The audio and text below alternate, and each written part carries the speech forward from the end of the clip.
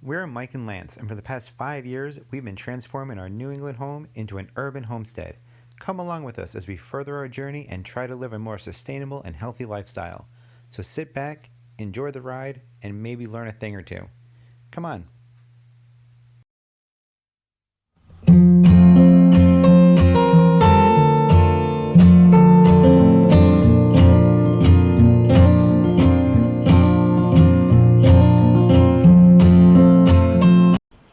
So here's just a quick update of what I've been doing in the garden today.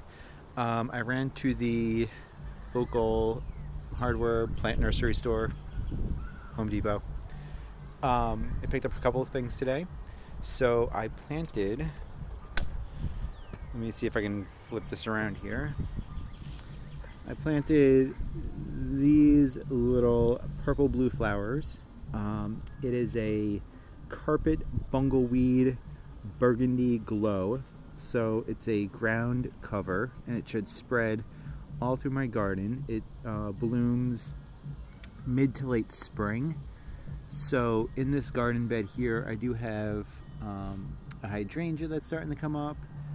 I have over here a bleeding heart, some lilies in the background, and then some daffodils and stuff. So I have two of these here. Hopefully they'll start growing pretty good here and cover this whole area.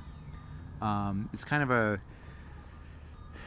back corner area of the garden, and it's kind of near the fire pit, as you can see behind me, maybe. Fire pit. So this is where we sit up here during the summer and have fires. So this nice little garden back here, these should look really nice back here once they fill in. I also got, my pansies are doing well. I planted those a couple weeks ago. And then I got this Lenten Rose Pippa's Purple. These here. A nice clumping perennial. And they are supposed to look pretty good during the winter as well. I want to say they stay green during the winter. So I put two of those in. Which they do have some kind of some pretty purple flowers on them right now. So we'll see how they look. And that one in the back there, that one, those two are transplants from my mom's house last year. She got some new ones, so I decided to take her own birdhouses. The fish doing? You can kind of see them in there. There we go. Just swimming around.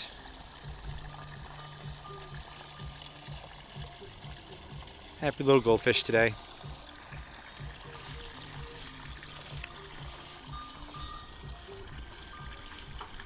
And dog's out enjoying the yard too. Trying to see what else I have coming up here. Down here, you can kind of see some stuff here, over here some, and then back there, right there. Those are all stargazing lilies. We found a really good deal last year on the lilies. They were all on clearance for $3 a piece towards the end of the season. So we bought, I think, 2 trays of them and kind of scattered them along throughout the garden. So the fact that they're coming up now kind of makes me pretty happy. And then that little mound there, that one, that is some purple salvia coming back. So one lonely daffodil. That's all I have out here so far. So the garden doesn't look too pretty at the moment. Hopefully that will change soon. Now back over to this part of the garden. Right behind me, this little guy here, that is,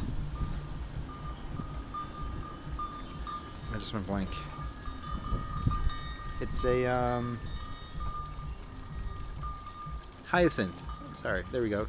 A nice spring hyacinth. I found that in the front yard, kind of buried under another bush. So I decided to dig that up and try to transplant that over here. And then right behind the hyacinth, right here, are some peonies that started coming up in the front yard. I didn't want them there anymore, so I threw them in the back here. And then I have all of these alliums behind me. You can kind of see all these little green shoots coming up.